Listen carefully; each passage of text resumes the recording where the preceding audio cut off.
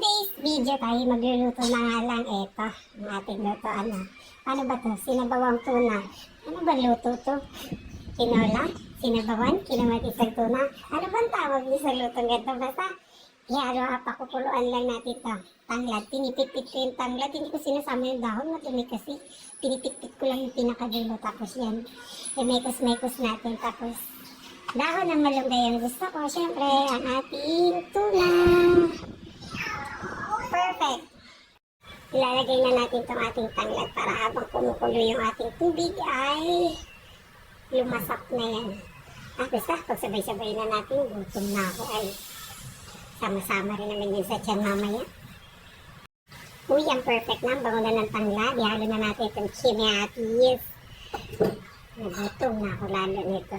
Pag pa naman ikaw nagluluto, parang wala ka rin gana kumain. Pakuluan lang natin yan later ng fish. Uy, at siyempre, ilalagay na natin ang ating fish. Saglit lang to para hindi malamog yung isda.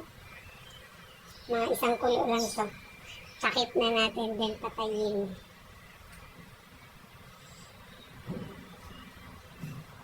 Gusto ko yung ganito. Sakto-sakto, makulimlim yan. Masarap humigop na sa lawa.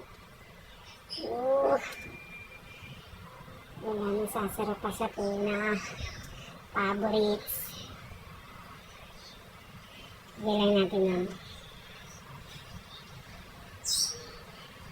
At syempre, pagkakulo niyan, tanggalin natin itong mga bumubula-bula. Malansa kasi ito. Ito mga ganyan-ganyan.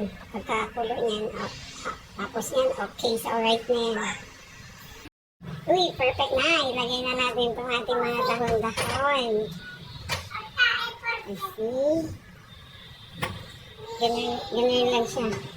Saglit lang talaga siya lutuin. Kasi pangit pag nalamog yung fish. Ilalagay lang natin yung dahon. Kakalap lang natin ganun. And then, tatakpan na natin. And then, papatayin na rin natin yan. Maluluto din yung dahon. Done! Itsura na yung nagluto. Grabe yung pawis ko. Mga 1,000 shipping yun. Wow!